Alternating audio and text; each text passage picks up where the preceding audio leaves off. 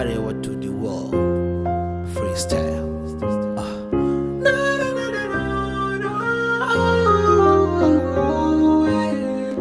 My baby, my Valentine, yeah.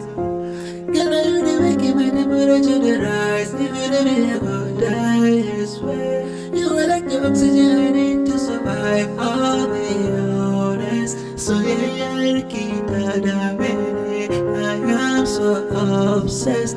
My queen is Ckay Yadda,